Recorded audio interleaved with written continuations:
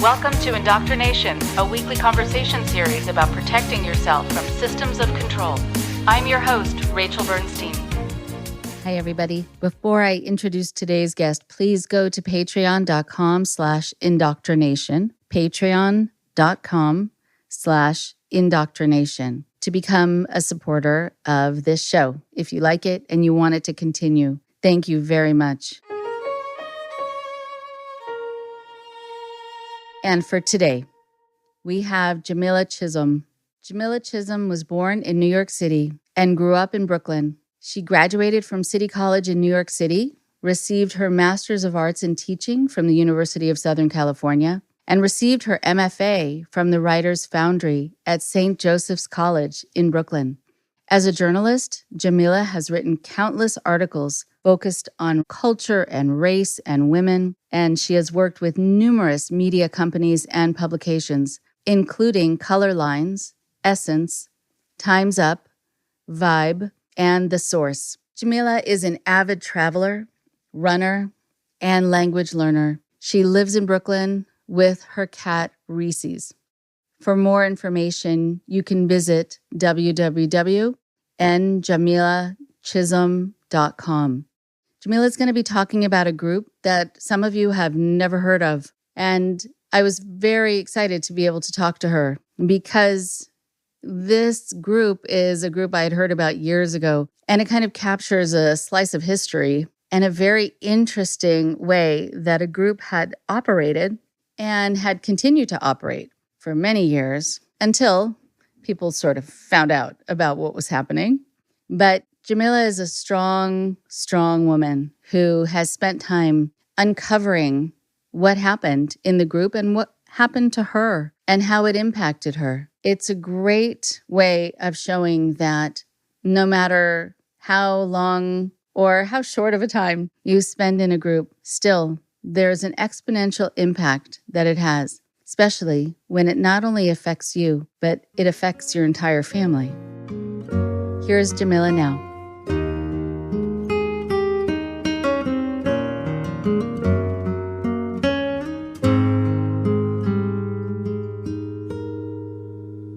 I am so happy to have Jamiyla Chisholm on the show today. I love, first of all, meeting new people who can share their story, who can share their experiences and their particular angle also, and thinking back on their experiences. And your story is about a group that I remember hearing about in the 70s and 80s. And, doing this work for a while, there were these names that you became familiar with early on that you don't hear very much anymore. And so reading about your story sort of brought me back to hearing the name of the leader that it's been a couple decades that I've heard about him, but he stood out as someone who you really wanted to learn from in terms of what not to ever do, what situation to never put people in, and just the hubris, the entitlement, the abusive nature of it all. Those stories stay with you. So unfortunately, this is the person in the group that you had to deal with. And part of what's interesting about your story too is understanding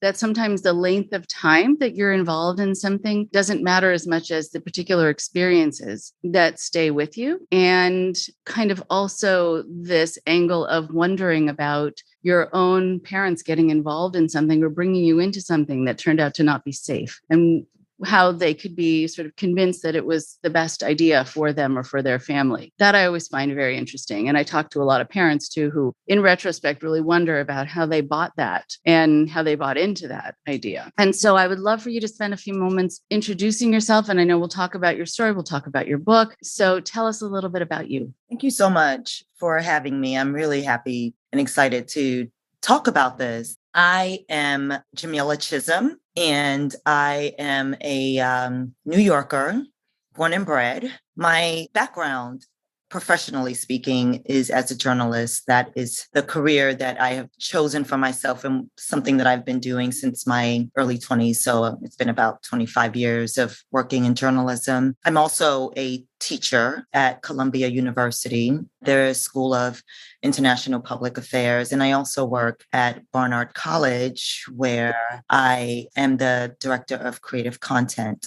So I am a storyteller. I love to tell stories. I love speaking with people just like you do, Rachel. I love meeting new people. I love learning about people's origin stories, their backgrounds. And I'm extremely curious about why people do what they do and or what their paths are and why they may have chosen X, Y, and Z paths. And thinking about my work as a journalist, it was an interesting thing to turn the lens onto myself because I'm usually the one asking the questions. I'm usually the one doing research on other people, going down their rabbit holes. So it was very interesting to have to go down my own family's. Right. I'm curious about that. Like, when I'm asked about me, I'm not often asked about me. And so when someone says, well, how did you get into this? Or, what led you to this? Or tell me a little bit about you. I think, what? Oh, what?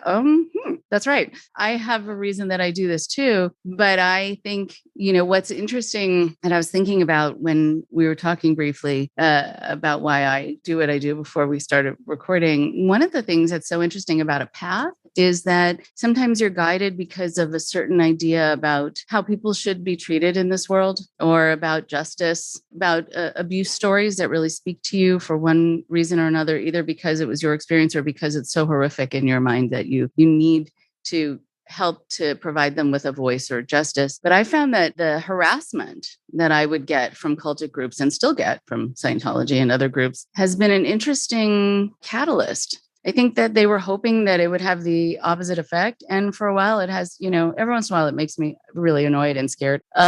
But it's also kept a fire lit because there's something about it where you think, I have to deal with this, but there are people who have to deal with it really in a much bigger way. And this is kind of nothing in comparison. And I can handle this. And this reminds me that they're there and they're up to dirty tricks. And I don't like that. So I have found that it has been a bit of a fuel, even though I'm not inviting it at all. And in fact, I think there's some cultic groups that hear that and then find that really disappointing and then kind of give up, which is good too.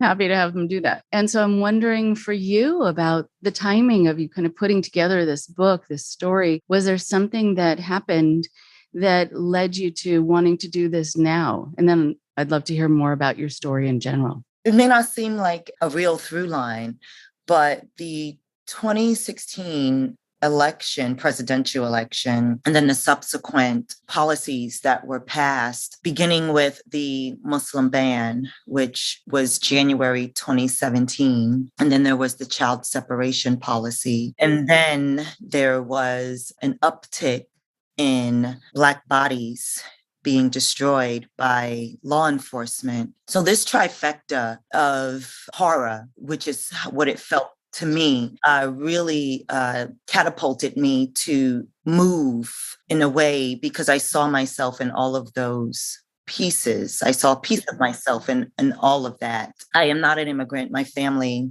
are not immigrants. I have to go back to my great-grands to get the immigrant status. So it wasn't about immigration, although I am as upset about the way we handle immigration in this country, but that's not what this is about. It was really about the separation of families that just sent me over the edge. And so beginning in 2017, the fire was really, really lit underneath me. And I could not keep this story under wraps for very long because I felt as though I would internally combust.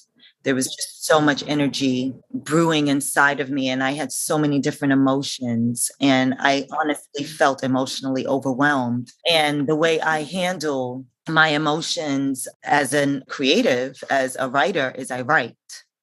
I put it down on page. So that was the why now. And I know 2017 is not 2022, but it takes time.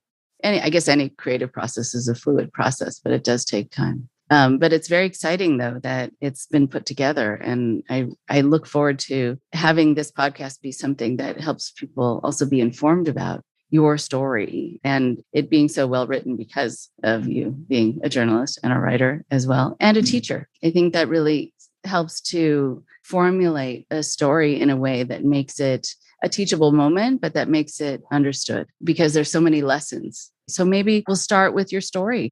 Well, my story, it begins at the age of 2. Honestly, that is where my earliest memories start. But it wasn't necessarily a memory as much as it was a haunting that I felt for a very long time. So I don't know who I was before the age of 2, which is the age that my mom and my father decided that they were going to convert to Islam. And as a result of converting, we would move into an Islamic community in Bushwick. And we were there for 2 years. So from 1978 to 1980, I turned 5 just a few months after we left. That is a little slippery for me, that memory, because it seems like one moment I was in this place and then I wasn't. So it begins there. And sadly, it also began with a family separation. Oh, no. Ansar Allah community is what the name of the organization was called in Brooklyn. And for short, we called it the community. It wasn't ironic, but in hindsight, extremely ironic, because the moment we entered the door, my mom and I were separated. And for the next 2 years of my life, that was how we coexisted. My father went to what we called the men's quarters. My mom went to the women's quarters, and I went to the children's house. And I had 4 ooms. Ooms, you can think of them as like aunts in the Islamic tradition. I had 4 ooms who were complete strangers to me, and they became my guardians for the next 2 years of my life. And my mom, her responsibility was to be an to other children. So there was a swapping of families that happened. And Dwight York, who was the leader of Ansar Allah community, whom we called Imam Isa, or what he called himself to us. The understanding from him was that when families raise their own children in a communal environment, nepotism could creep up, which is just ridiculous. It was a very trying time for myself and for my mom. I am not sure it was that trying for my father, because this was an extremely patriarchal environment that we were in. So he had a lot of freedom, literally and figuratively, whereas women and children were literally locked behind gates. Okay, so a couple things. I mean, a couple hundred things, right, from what you've said so far. So the idea of at age 2 or 2.5, you still are attached. You haven't developed individuation, separation, the independence to be able to do things on your own. Sometimes at age 2, there's some kids who are ready to kind of play on their own, but they check to see if mom is still there or dad is still there. You can see them looking behind them to make sure if they're separating out and going to another space, even to do a drawing in another room, they'll look back to make sure someone is still there. So I'm picturing you looking and having your mom not be there and having her not be anywhere nearby and not having a sense of how close or far, but just the fact that she wasn't there, I'm sure she felt miles away. And you have to be somehow able to handle this, not understanding it and not being able to put words to it. And at that age too, you don't have the language to express how you're feeling. You just feel. And then I think you have to learn how to self-soothe. That takes some time to do, and it affects attachment down the road, which is a challenge for a lot of people who are separated. I'm wondering just what it was like for you when you first were there. How was it explained to you? It wasn't. There was no explanation. I remember showing up at this big white house with my mom in hand, she's holding my hand. And then I remember the woman who greeted us explaining that I would go left and my mom would go right. And that's what it was. Henceforth, that's how we existed. So there was no explanation except for my saying, "We're your now," and fall in line. There was not any space for acclamation. There wasn't any space for orientation. There wasn't space for processing. It was like being pushed into a pond when you'd never swam before and figuring it out. And I think the same thing was also happening with my mom, that she too felt a little drowned, so to speak, where's up, where's down. Obviously, as an adult, she had better tools to deal with. She did have language. She did have an intellectual framework that she could work through. But for me, it was very jarring and it felt like abandonment.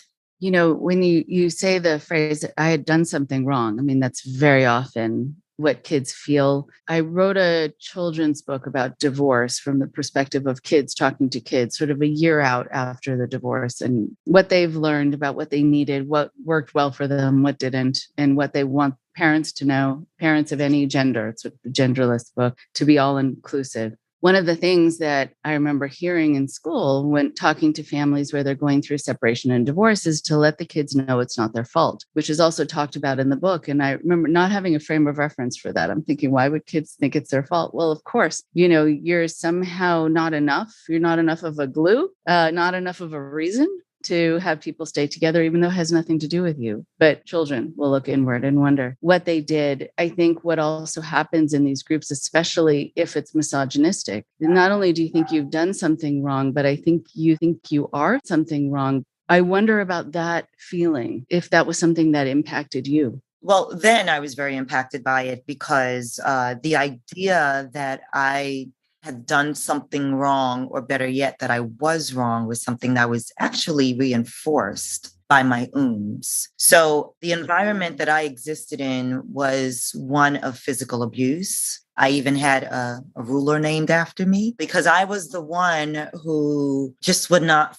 fall in line. Something in me felt this grave injustice, as you mentioned early on, about what it feels like to be in a cult, and especially when you're the one without the power, or there's no way to even get close to the power, or you don't know what power is yet, right? So I was a rebel, so to speak. I didn't know I was a rebel, but what I did know was that I really, really, really wanted my mother. And that was all I could think about. I was absolutely obsessed with wherever she was and why I was not there with her. A lot of my physical abuse came as a result of me constantly asking for her and my saying to me that I needed to stop and I needed to understand that this was my new life. There was no turning back. There was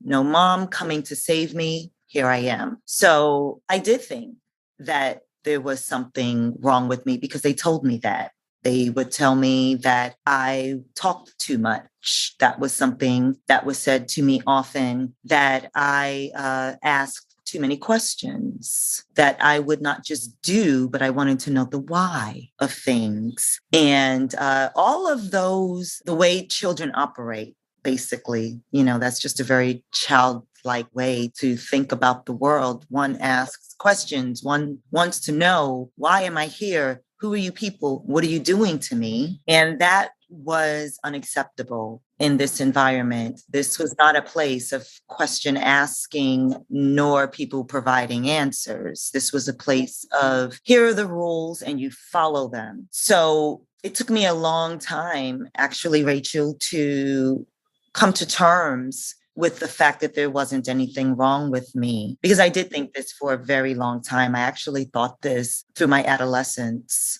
that there was something irrevocably broken. And at the time, though, I did not have the thread to my source, because this place was a shadowy figure in my brain, and no one had talked about where we had been, what we had gone through. It was almost as though it had never happened once we left.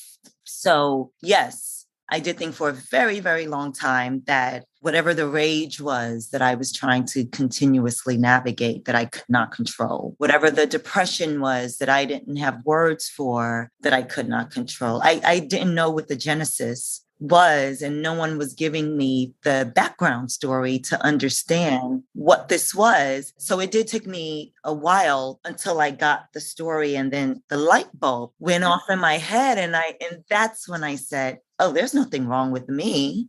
There's nothing wrong with me at all. I was in a crazy house.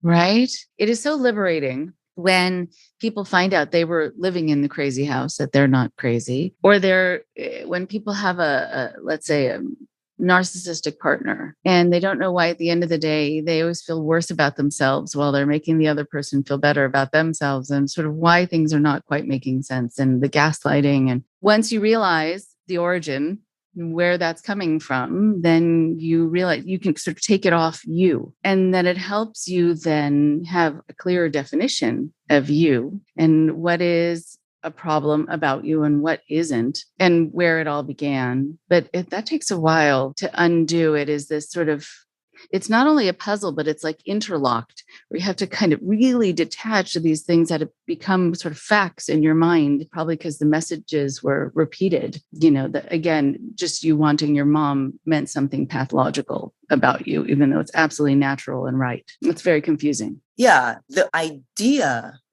just the audacity of speaking my mind, of speaking. There used to be a saying, children are meant to be seen, not heard. And the community took that mantra and popped steroids into it. So it really was, we do not want to hear from you children ever. Just want you to do what we tell you to do. And it wasn't just children, to be honest with you. It was the entire ecosystem. My mom was treated the same way. A lot of women were treated that way, of this is what you're supposed to do. And you're definitely not supposed to question what is told for you to do. Everyone fall in line. I mean, I think a lot of people in these communities, if the leaders could move out of the way, the people actually have sort of this natural proclivity to be a community. And so I think the leadership actually keeps it from being able to be healthy and connected, because it feels too threatening. I mean, that's often why they have to come up with some cockamamie story about nepotism or whatever the reason is that they need to separate people. But I think those connections are really ultimately threatening. Do you think that was how it was for Dwight York? I think Dwight York is a classic narcissist. I think that York really, really liked power, and by any means necessary, I think was probably what he was thinking, and that he knew in his own mad genius way that the demographics and the timing was perfect for a person like him. He could get his hands around people who were desperate, people who felt powerless, people who felt disenfranchised, and tell them that they were beautiful and that they were kings and queens. We could have our own Black utopia. In the late 70s or throughout the 70s, which was coming off of the civil rights movement of the 50s and the 60s, and then the Black Panther movements and all of these nationalistic movements, or even just movements that was trying so hard to uplift the Black collective.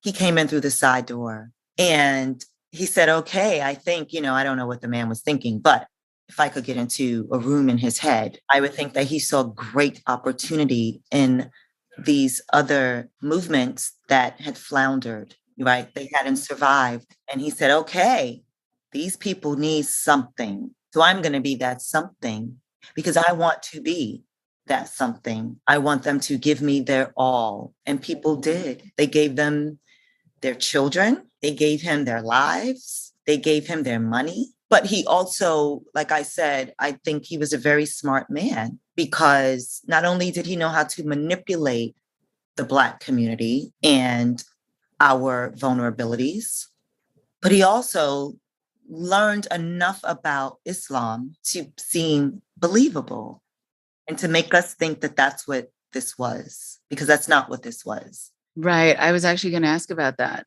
about how accurate or not the assessment of it being or aligned with Islam was. It often these fringe groups are not. It's sort of someone's version of it, or that they sort of pick and choose the parts of it that work for them and that work to further their goals. And so a lot of people leave these communities being very confused and try to then go to other places to pray. And what they learned was very different. And so they don't feel connected to the greater community. They have to sort of learn from scratch. And so what did you come to find out about his version of it and how sort of, I don't know, tailor-made it was to him and his goals? There were some pieces of it, of our experience in there, which felt extremely authentic. We learned Arabic and we spoke Arabic fluently. Actually, Arabic was the only language allowed spoken inside of the community. English was forbidden. We prayed, we dressed, we looked the part, went to the masjid. We did not eat pork. We fasted, we observed Ramadan, and we did it all. But then inside of that were the teachings of racism, were the teachings of extreme misogyny, were the teachings that women are here to serve their mate. I mean, even the term mate and not husband was a very interesting way that he set, I think, up the relationship dynamics. Because what he was doing inside of the community in Brooklyn, and I'll get to what happened, once he got to Georgia, but what he was doing there was, there were stories of some women who did not have mates, air quotes, inside of the community. Maybe they came as solo women seeking whatever it was they were looking for. And if you didn't have a mate inside of the community as a woman, you were extremely vulnerable to York, because at some point he's going to want that woman in his bed. There were other stories of mothers who, whatever vulnerable state they were in, maybe, let me back up a bit. Everything was also rationed inside of this place. So an example, if a woman was on her menstrual cycle, she did not just have a coffer of tampons or, sanitary pads. She actually had to put in a request to get her feminine products. Usually that went through one's mate. One's mate would supply everything that their spouse or their partner needed. Imagine if you didn't have a mate. Well, then you got to go to what I call the big house, which was York's house, where he lived with his 4 wives and his children. And you would have to ask, hey, I'm on my period. I need something. Maybe he wanted something too. And so what some mothers did was they would give their daughters up to him so that they could get the essentials that they needed. So that was one example of, this isn't Islam. None of this is. And the racism was real. I have read about white nationalism, and what York was teaching was the Black version of it. We were taught that white people were devils. These are all quotes. Dogs are never to be touched because they are the best friends of the white man. We did not have mirrors, so we never knew what we looked like because mirrors were considered a sign of vanity. We also were extremely impoverished, so we had very little to eat in this place. The children were well fed and we were well clothed. I mean, I only had 2 outfits, but still, I had 2 outfits. I had shoes, I had undergarments. My mom did not have food. Often they were very hungry. That was another way to control the environment. People can't eat without this man saying so, because you can't leave the gates. You can't go out to the supermarket and get that banana or that bread that you need to then make a sandwich with, Yes, everything was rationed. He was under investigation in Brooklyn with the FBI in Brooklyn. And my parents knew this. My mom knew this. And this was actually one of the fears that my mom told me she had, was the fear of the government coming in and taking all the children and then locking all the parents up.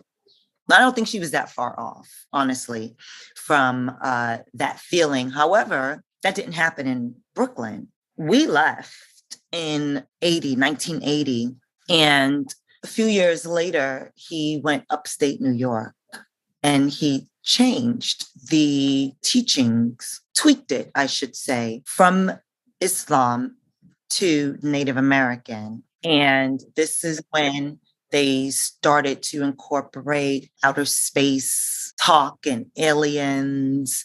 And that's what he did. He tweaked it slightly, and they put in this Native American thing. And his argument became that we are a sovereign nation. Honestly, he taught that and Saru that we were sovereign people from Sudan. Then that's what he was saying in Brooklyn. When he got upstate, it was we are the sovereign nation of this land, these United States.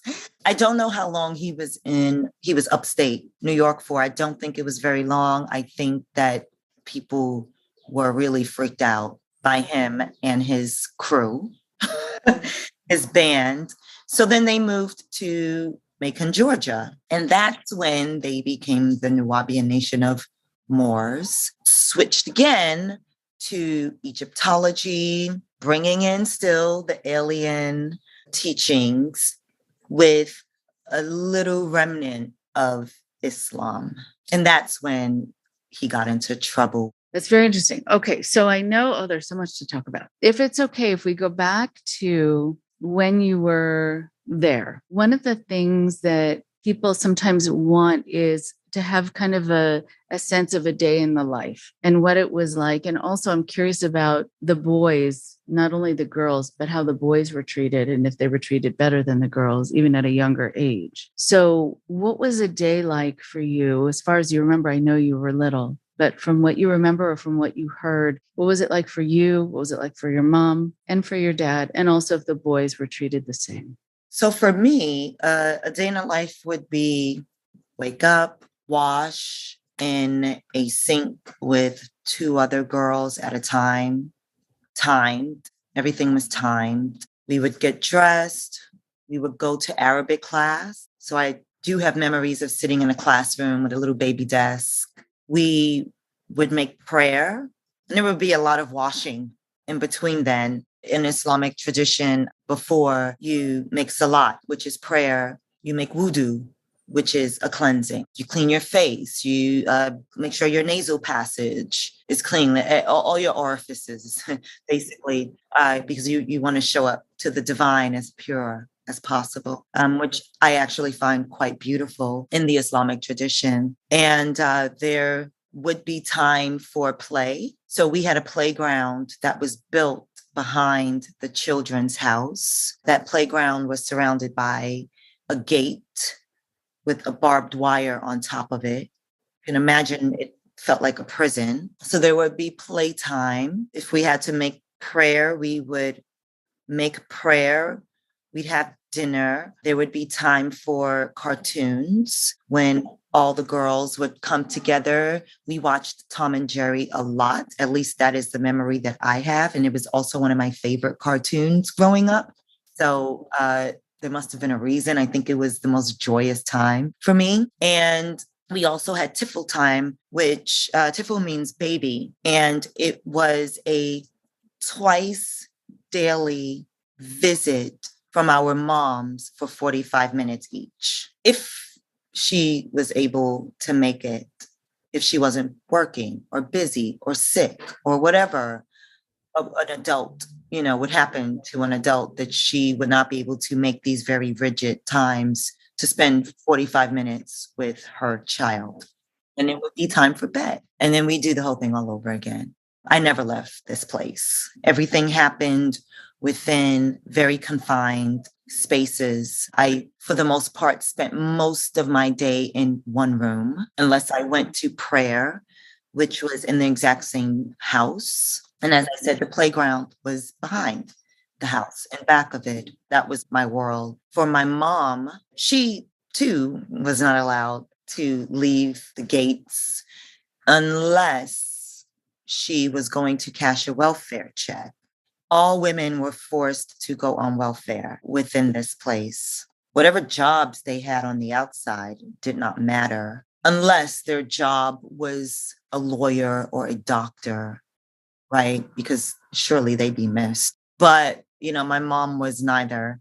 So she had no job. And the welfare checks, by the way, all went to York, just so we're clear. These women did not get to keep government checks. That was it. They went out, at least my mom, she was only allowed to leave to cash that welfare check and bring it back and give it to the wives, one of Issa's wives.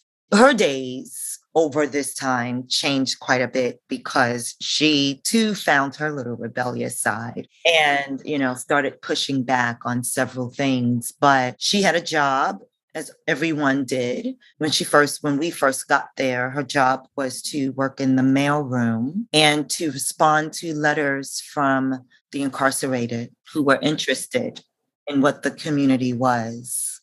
So that was her initial job. And eventually she got out of that because she explained to someone of power, I'm in no position to talk about Islam. Like, I just got here, I don't even speak the language. I can't even read the Quran, for goodness sakes. So then she became someone like an She was placed in a position to be responsible for other children. And her joy was with the really small babies. But this was a catch-22 situation for my mom, because imagine, as I said, all the children and the moms were separated. That included infants.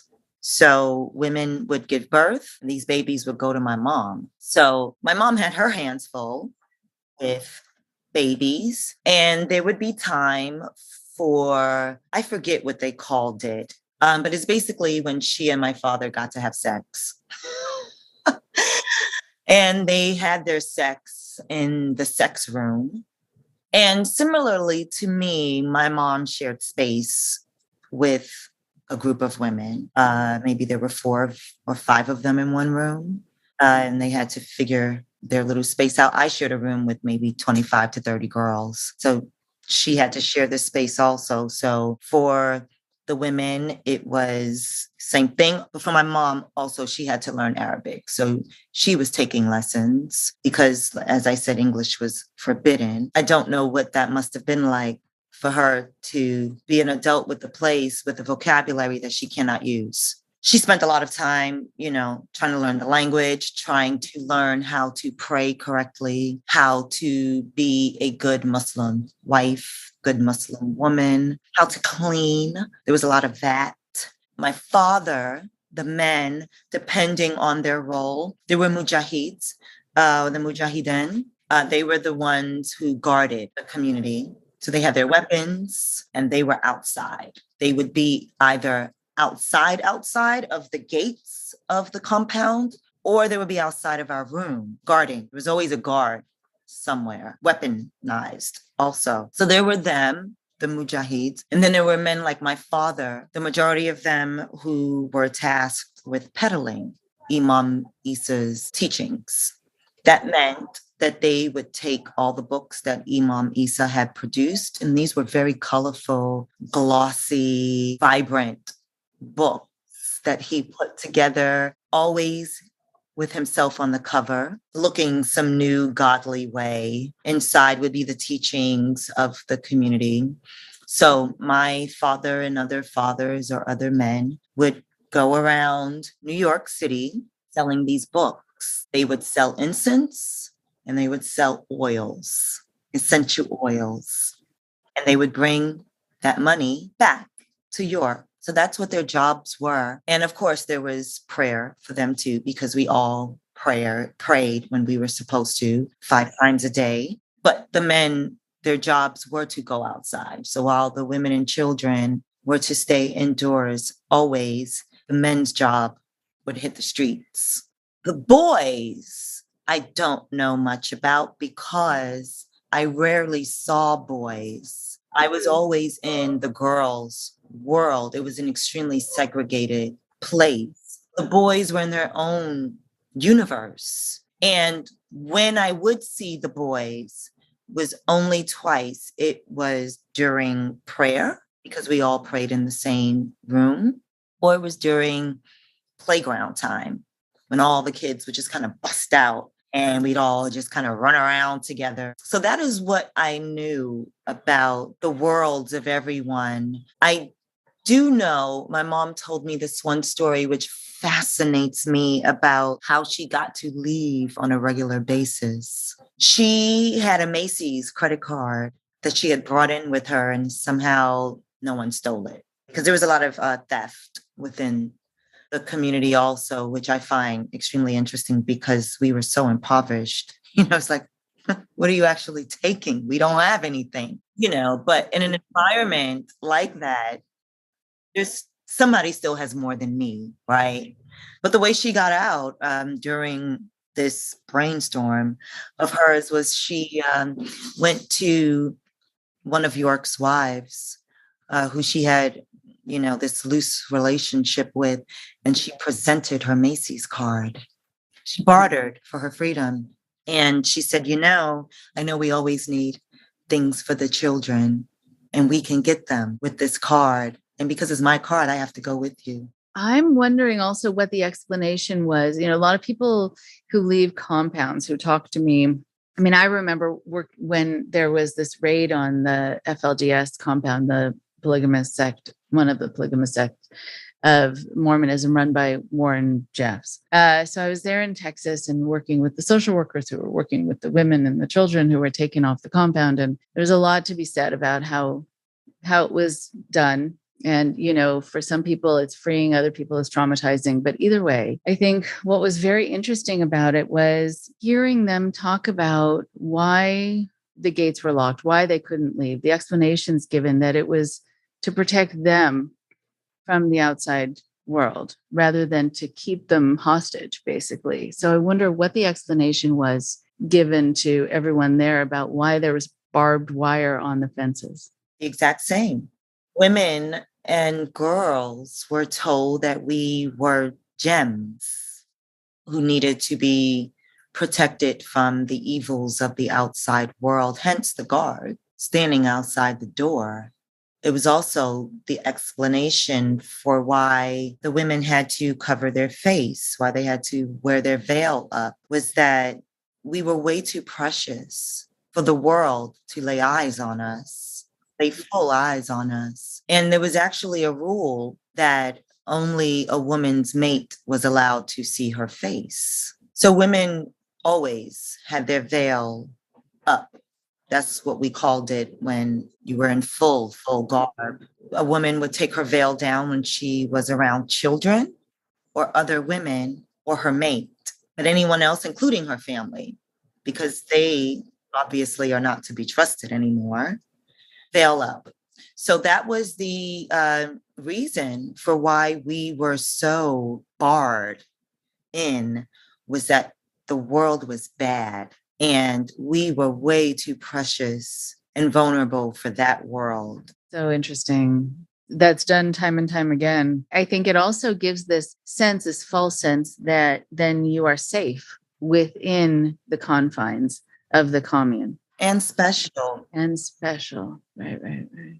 Because why else would you walk across hot coals every day unless someone's telling you you're special for being able to do this? So that was the other thing, was that there was this sense of uniqueness, that there's no one else like us. Right. So sometimes also people will say to me, after I left my group, I felt like I was wearing an invisible crown, that I had been anointed or made to feel special or above, but no one else could see it. And then I wasn't quite sure if I ever really had it. But also, ultimately, why does it matter? I mean, it's sort of out of the ego need of the leader to need to have this sense that everyone is risen above everyone else. But I think the general population doesn't actually need that message. But some people do feel very crestfallen after they leave, because now they're part of this world that they've been taught is so base and so beneath them. And I wonder if that's something you saw with people leaving the community.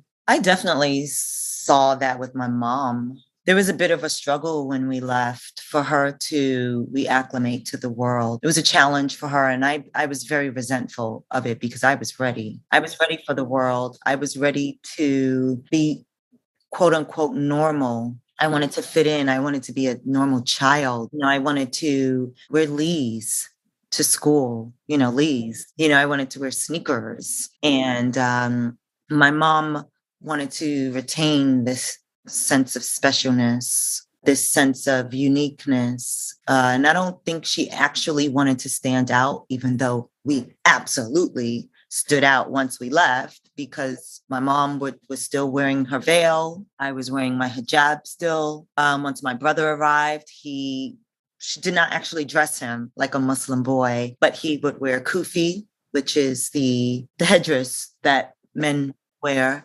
or boys, men and boys. And I think she, because of her own background, how challenging it was for her as a child and as an adolescent growing up, because of what she went through, having lost a mom so early on and a father who was just MIA, it was really important for her to feel that she was special. And once we were back out in the world and people looked at us like weirdos, it was almost like she dug in deeper a little bit to be special.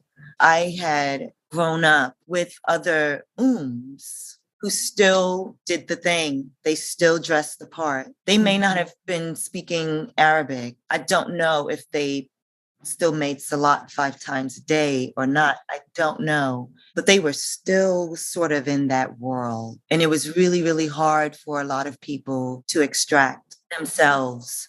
And here's one really chilling memory. I was a teenager, so I don't know, maybe 13, 14. And I was in my room. My mom was in her room. And I hear my mom scream. And she says, "Jamila, come here." And I'm like, oh my God, this lady has fallen and cracked her head. I run into the room and she points to the television. I'm like, what? And there was a news report about a woman who had jumped out of a window with her child. And my mom said, "We knew her." And I said, "We?" She says, "We were in the community with her." So the work that I'm sure it took a lot of people, not all, because there were some people who knew this is a bad place. And a lot of people who lasted maybe 2 weeks, they were there for 2 weeks and they looked around and they said, "Not me, not my child, not my husband, not my wife. We're out of here."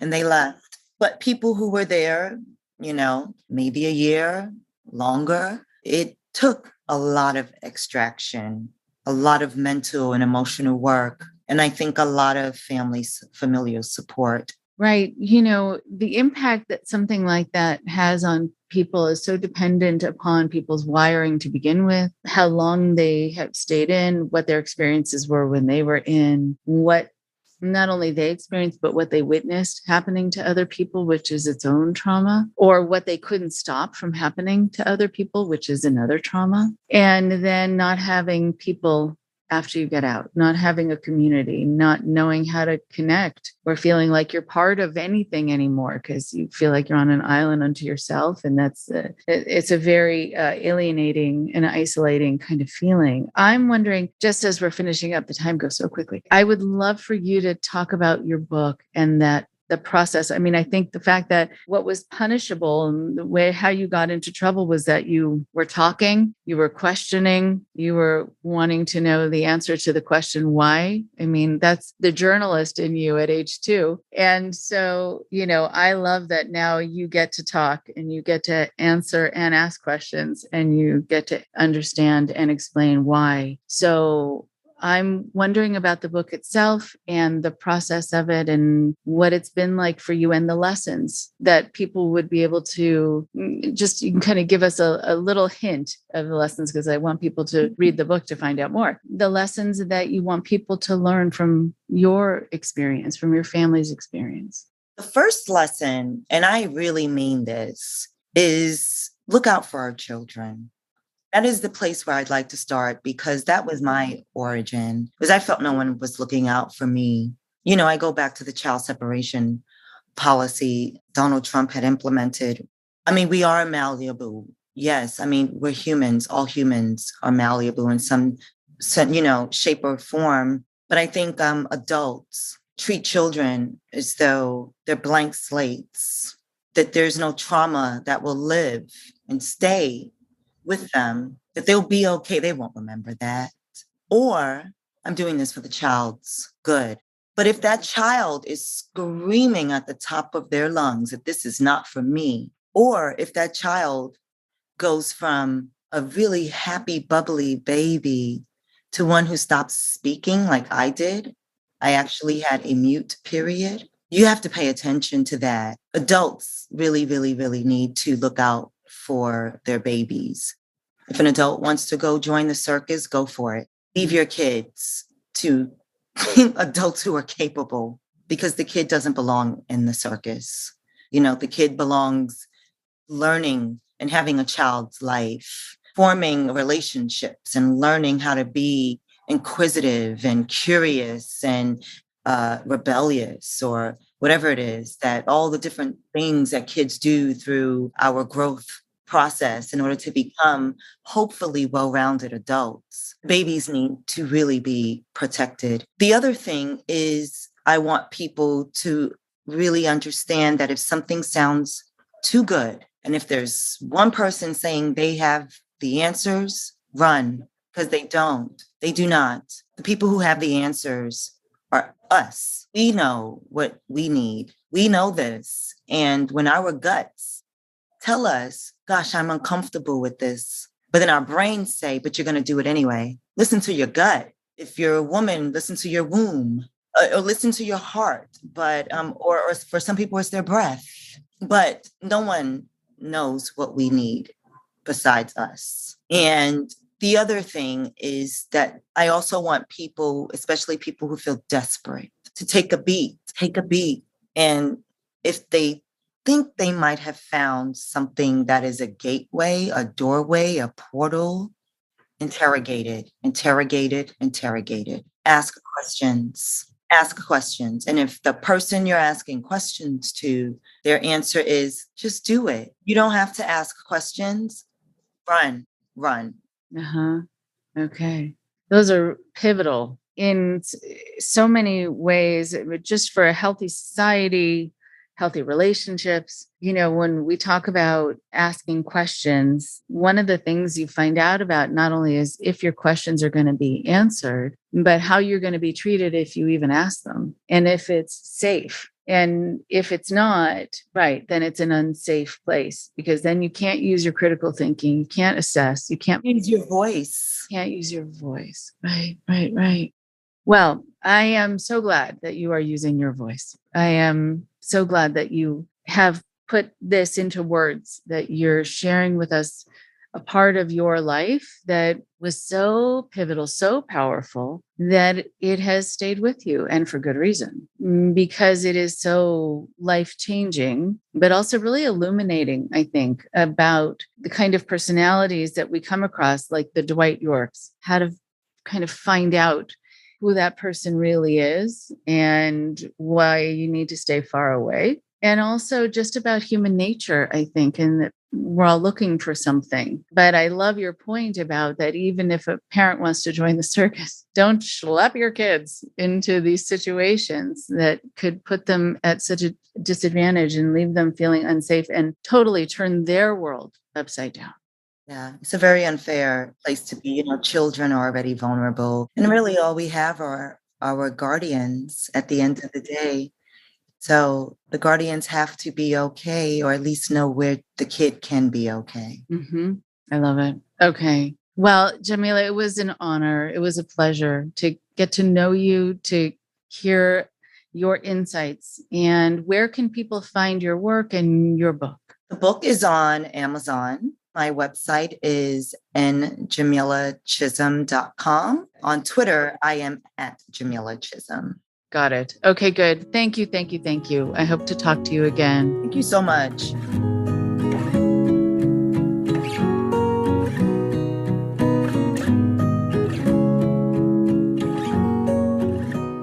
One more thing before you go.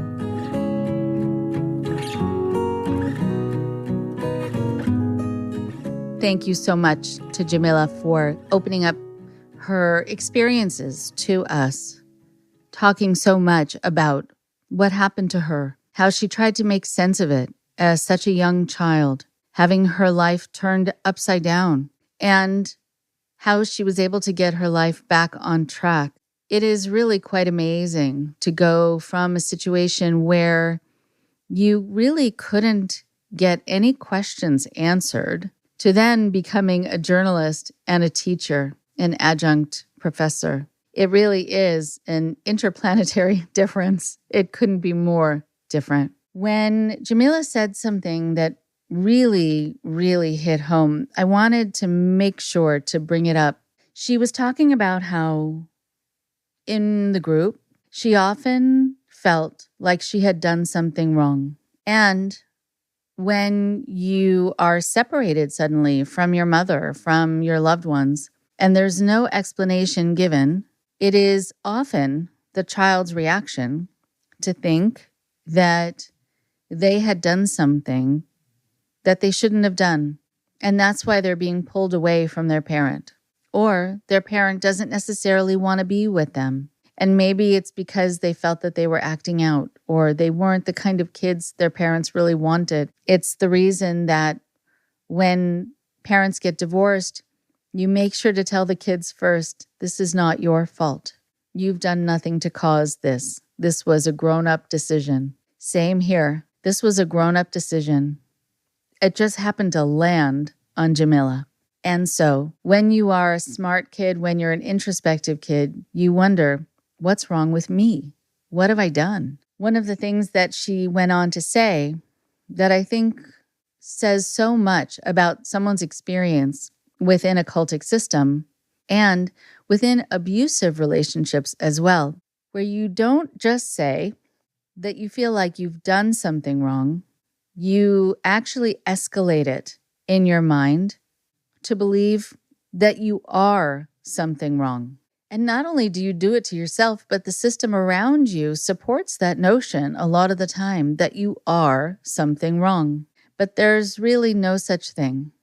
Unless there's something tremendously wrong with you and you have a huge amount of sociopathy and that you just don't care about another human being and you feel fine hurting them and damaging them and wreaking havoc on this world, okay, then you might be able to say about yourself that you are something that is inherently unhealthy, something that could be very wrong in the world. But when you are a child born into a family system where you are pulled away, a lot of people will then look inward. There is a quote that I've seen passed around a lot on the internet, and it is so true, that when kids are abused or emotionally abused or abandoned, they don't often start to hate the person who has abused them or who has abandoned them, who has neglected their needs. They start to hate themselves.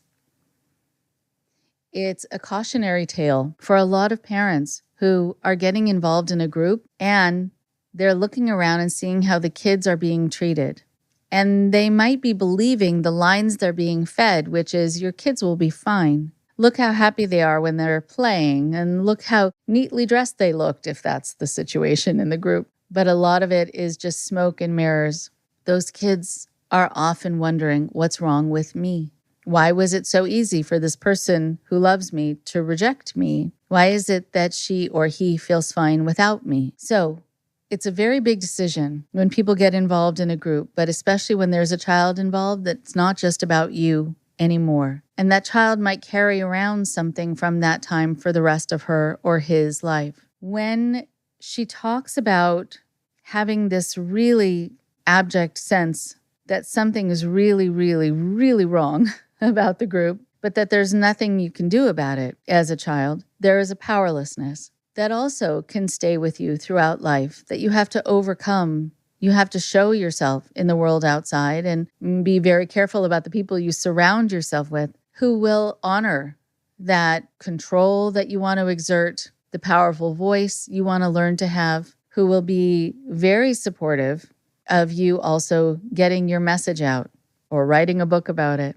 talking about it like on a podcast. I wish Jamila a good and strong and successful life. And I'm so glad that she's talking about what it does to you when you're used to being with family and suddenly there's the women's quarters and the men's quarters and the children's quarters and nothing makes sense anymore. And someone else is putting you to sleep at night. I also like at the end when she was talking about the lessons, and I can't underscore them enough, to look out for your children all the time. And to know, too, that children are often not left alone in these groups. So if you go up to a child and you ask if she or he is happy, they know someone's watching. And they will very often feel like they have to say yes because they don't want you to feel bad, or they have to say yes because the person watching them wants them to say yes. And so see if you can find a private space where you can ask them to tell you really how they are. But even more than that, I think a child doesn't want to have to tell you. A child wants you to notice. A child wants you to notice the look in their eye, even though there's a smile on their face. And the other part, if one person says they have all the answers, run. Yes, yes. I used to say, if someone says, I have all the answers and all the wisdom in the world and you don't need to go anywhere else, make sure to go somewhere else. And so if it seems too good to be true, it is. And just like you wouldn't be out there in the world telling people that you have all the answers, because what would give you the right to say that? Think for a moment if someone tells you that, and think not only that there can't be a place that has all the answers, but what is wrong with that person to make them feel that they have the right or that they have the ability to have all the answers. Something is very wrong in that situation. Thank you to Jamilya. And thank you to all of the people who come forward, especially the people who felt really hurt as young children and have spent so many years trying to make sense of all of it. Talk to you soon. Thank you very much for listening. Please support IndoctriNation on Patreon at patreon.com/indoctrination. Be sure to give us a follow on our social media. Find us on Facebook and Instagram using @IndoctriNation Podcast. And for Twitter, find us at @_indoctrination. We love hearing from you too. So send us an email at indoctrinationshow@gmail.com. And for more updates on the show, visit our website at www.podpage.com/indoctrination.